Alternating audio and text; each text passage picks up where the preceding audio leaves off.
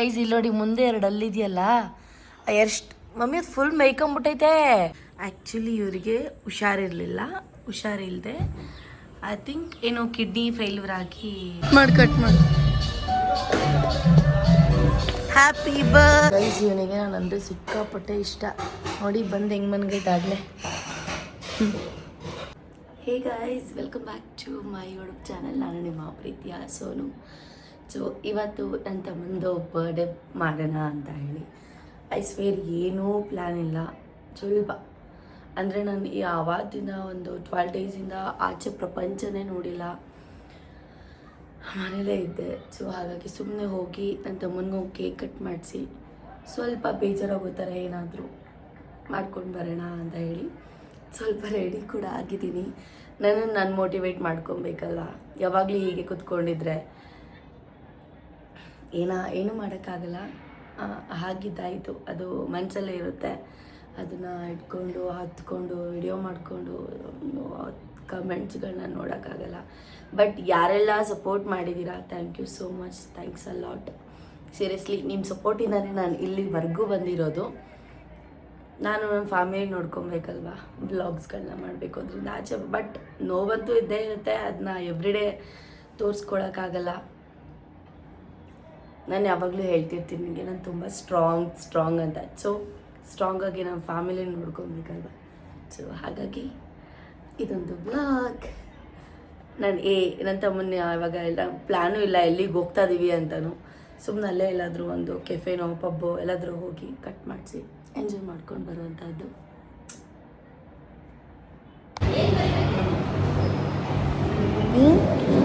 ಏನಂತ ಬರ್ಸೋದು? Actually cake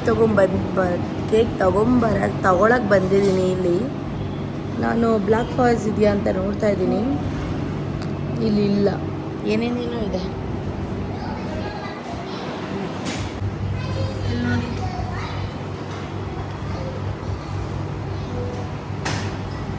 ಅದಕ್ಕೆ ನಾವೀಗ ಚಾಕೋ ಬಟರ್ ಸ್ಕಾಚ್ ಐಸ್ ಕ್ರೀಮ್ದು ಯಾಕೋ ಏನೇನೋ ಹೇಳ್ತಾ ಇದ್ದೀನಿ. ಕೇಕ್ ತಗೊಂಡು ಇಲ್ಲೇ ತಿನ್ನೋಕ್ಕೆ ನಾನು ಒಂದು ಡೋನಟ್ಸ್ ತೊಗೊಂಡಿದ್ದೀನಿ. ಕಡಿ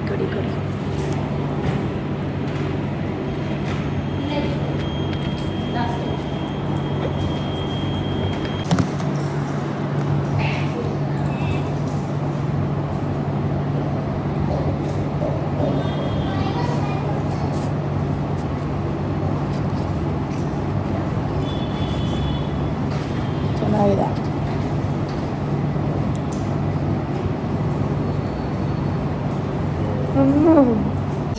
ಗೈಸ್ ಇದು ಬರ್ಡೇ ಕೇಕ್. ನನ್ನ ತಮ್ಮ ಬಾ ಕಟ್ ಮಾಡು. ನೋಡಿ ಗೈಸ್ ಚೆನ್ನಾಗಿದ್ಯಾ? ವಿಡಿಯೋ ಮಾಡೋ, ನೆಟ್ಟಿಗೆ ವಿಡಿಯೋ ಮಾಡಿ ಹಿಂಗೆ. ಗೈಸ್ ಆ್ಯಕ್ಚುಲಿ ಏನಾಯಿತು ಗೊತ್ತಾ, ಬರ್ಡೇ ಸೆಲೆಬ್ರೇಷನ್ ಮಾಡಬೇಕಾದ್ರೆ ಸಾಂಗ್ ಜಾಸ್ತಿ ಸೌಂಡ್ ಕೊಟ್ಬಿಟ್ರು. ನಾನು ಫಸ್ಟೇ ಹೇಳಿದ್ದೆ ಸ್ವಲ್ಪ ವಾಲ್ಯೂಮ್ ಕಮ್ಮಿ ಮಾಡಿ, ಇಲ್ಲ ಅಂತಂದರೆ ಸಾಂಗ್ ಆಫ್ ಮಾಡಿಬಿಡಿ ಅಂತ. ಬಟ್ ಅವರು ಬರ್ಡೇ ಸಾಂಗ್ ಹಾಕ್ಬಿಟ್ಟಿದ್ದಾರೆ. ಹಾಕಿದ್ರೆ ಇದು ಮಾನಿಟೈಸೇಷನ್ ಆನ್ ಆಗಲ್ಲ ಅಂತ ಹೇಳಿ ನಾನೇ ವಾಯ್ಸ್ ಕೊಡ್ತಾ ಇರುವಂತಹದ್ದು. ಸೊ ಎಲ್ಲರೂ ನನ್ನ ತಮ್ಮನ ಬರ್ಡೇಗೆ ವಿಶ್ ಮಾಡಿ.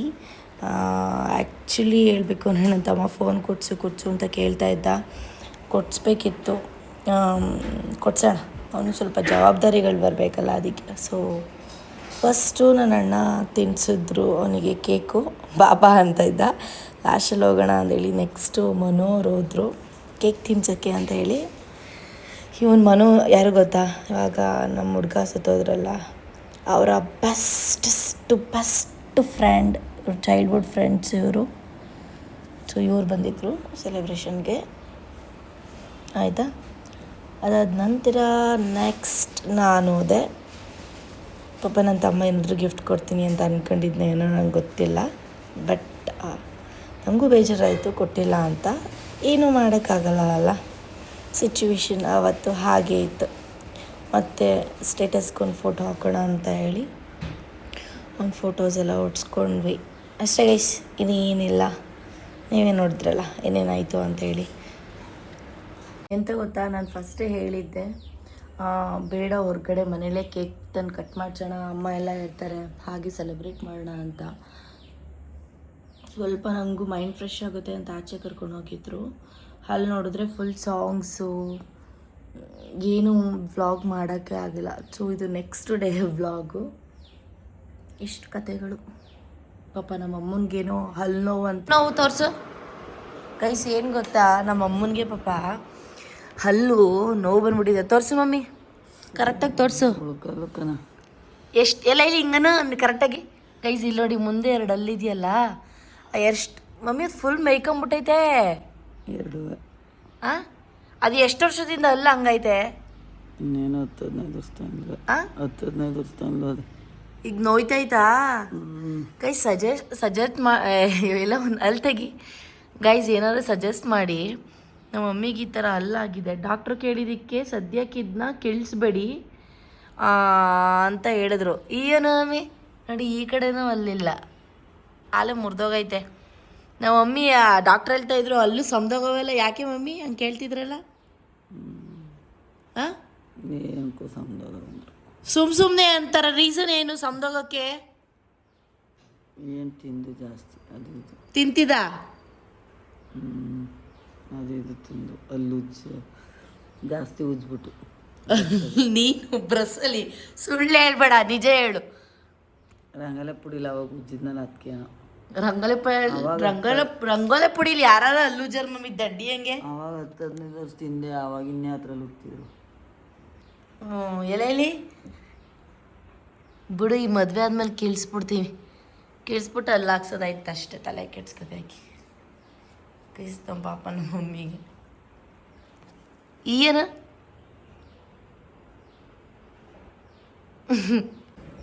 ಆ್ಯಕ್ಚುಲಿ ಏನು ಬ್ಲಾಗ್ ಮಾಡೋದಂತಲೇ ಗೊತ್ತಾಗ್ತಿಲ್ಲ ನನಗೆ. ಏನು ಗೊತ್ತಾಗ್ತಾ ಇಲ್ಲ ಏನು ಮಾಡೋದು ಅಂತಲೇ ಹೇಳಿ.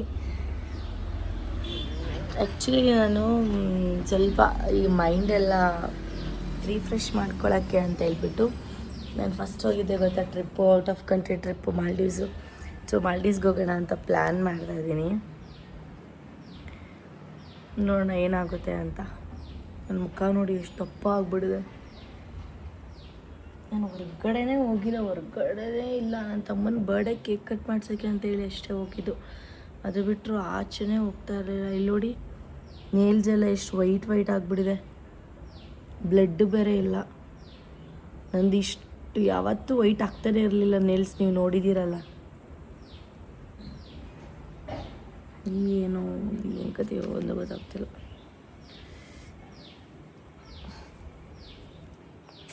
ಕಂಟೆಂಟ್ ಏನು ಮಾಡೋದು ಅಂತ ಗೊತ್ತಿಲ್ಲ ಗೈಸ್. ಏನಾದರೂ ಹೇಳ್ಕೊಡಿ ಕಂಟೆಂಟ್ ಮಾಡೋದು. ತುಂಬ ಜನ ಕೇಳ್ತಾ ಇದ್ದೀರಾ ಇದು ಫೈನಲ್ ಕ್ಲಾರಿಟಿ, ಇವ್ರಿಗೆ ಏನಾಗಿತ್ತು ಅಂತ ಹೇಳಿ. ಆ್ಯಕ್ಚುಲಿ ಇವರಿಗೆ ಹುಷಾರಿಲ್ಲದೆ ಐ ಥಿಂಕ್ ಏನೋ ಕಿಡ್ನಿ ಫೇಲ್ಯೂರ್ ಆಗಿ ಡೆತ್ ಆಗಿತ್ತು, ಇನ್ನೇನೂ ಇಲ್ಲ. ಸೊ ಪದೇ ಮತ್ತೆ ಹೇಳೋಕ್ಕಾಗಲ್ಲ. ಹೇಳಿ ಕ್ಲಾರಿಟಿ ಕೊಡಿ ಅಂತ ಹೇಳ್ಬಿಟ್ಟಿದ್ದೀನಿ. ಸೊ ಎಷ್ಟು ಚೆಂದ ಅಲ್ವಾ ಪೇರಿದು.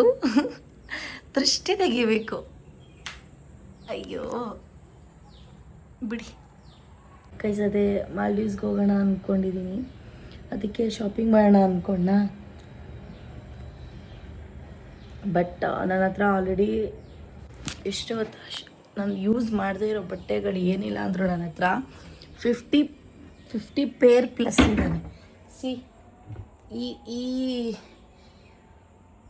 ಈ ಇದರಲ್ಲಿ ಏನಿದೆ ಅಲ್ಲ, ಯಾವುದು ಯೂಸ್ ಮಾಡಿಲ್ಲ, ಇನ್ನು ಒಂದು ಯೂಸ್ ಮಾಡಿಲ್ಲ. ಸೊ ಬೇಡ, ಫಸ್ಟ್ ಅದನ್ನೆಲ್ಲ ಯೂಸ್ ಮಾಡೋಣ. ಸುಮ್ಮನೆ ಯಾಕೆ ಇವಾಗ ಸ್ವಲ್ಪ ದುಡ್ಡಿಲ್ಲ, ಯಾಕೆ ಸುಮ್ಮನೆ ಖರ್ಚು ಮಾಡೋದು ಅಂತ ಹೇಳಿ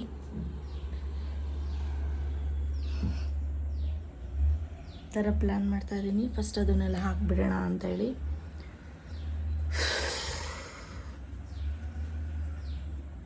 ನೆಕ್ಸ್ಟು ಸ್ಕಿನ್ ಕೇರ್ ವ್ಲಾಗ್ ಮಾಡಬೇಕು. ಯಾಕೋ ಗೊತ್ತಿಲ್ಲ ಪಾಪ ನಮ್ಮ ಕಿಯಂಗೆ ಹುಷಾರಿಲ್ಲ ಅಲ್ಲ ಬಂಗಾರ, ಯಾಕೋ ಗೊತ್ತಿಲ್ಲ ವಾಮಿಟ್ ಥರ ಮಾಡ್ಕೋತಿದ್ದಾನೆ. ಅಲ್ಲಿ ನೋಡಿ, ಅಲ್ಲಿ ವಾಮಿಟ್ ಮಾಡಿದ್ದಾನೆ, ನಂತರ ಇಲ್ಲಿ ವಾಮಿಟ್ ಮಾಡಿದ್ದಾನೆ. ಏನಾಗಿದೆ ಅಂತ ಗೊತ್ತಾಗ್ತಿಲ್ಲ. ಹಾಸ್ಪಿಟಲ್ ಕರ್ಕೊಂಡು ಹೋಗ್ಬೇಕು ಇವತ್ತು. ಫೋನ್ ಆಯ್ತವ ಬಂಗಾರ ಬಂಗನೆ ಪಾಪ ಮಲ್ಗೈತೆ. ಇವರಿಬ್ರಿಗೂ ಸ್ನಾನ ಮಾಡಿಸ್ಬೇಕು.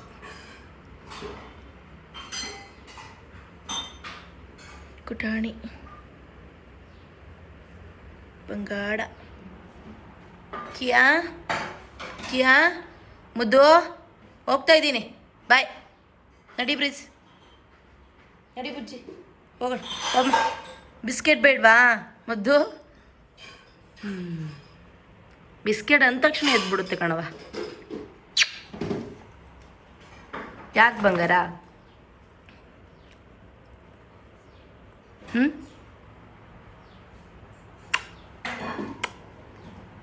ಗೈಸ್, ಇವನಿಗೆ ನಾನು ಅಂದರೆ ಸಿಕ್ಕಾಪಟ್ಟೆ ಇಷ್ಟ. ನೋಡಿ ಬಂದು ಹೆಂಗೆ ಮನ್ಗೈತಾಗಲೇ. ಪಾಪ ಸಿಕ್ಕಾಪಟ್ಟೆ ಇಷ್ಟ, ಬಿಟ್ಟು ಒಂದು ಕ್ಷಣನೂ ಇರಲ್ಲ ಇದು.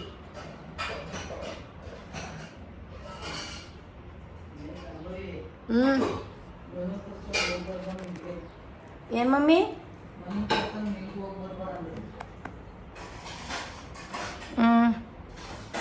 ಅವನು ನೋಡಿ ಹೆಂಗೆ ನೋಡ್ತಾನೆ ಬುಜ್ಜಿ. ಏನುವ ತಮ್ಮ ಅಲ್ವಾ ಪಾಪ. ಇನ್ನೆಲ್ಲ ಅರ್ಥ ಮಾಡ್ಕೊತೀವಿ ಬಂಗಾರ, ನೀನೆಲ್ಲ ಅರ್ಥ ಮಾಡ್ಕೊತೀವಿ ಕಣವ. ಅರ್ಥ ಮಾಡ್ಕೋತಾನೆ ನಮ್ಮ ಬ್ರೀಸು. ಇವನೇ ದೊಡ್ಡವನು, ಇವನು ಚಿಕ್ಕವನು. ಇವನು ಏನೂ ಅರ್ಥ ಮಾಡ್ಕೊಳ್ಳಲ್ಲ. ಇವನು ಇದೇನೂ ಅರ್ಥ ಮಾಡ್ಕೊಳ್ಳಲ್ಲ ಅಲ್ಲ ಬಂಗಾರಿ?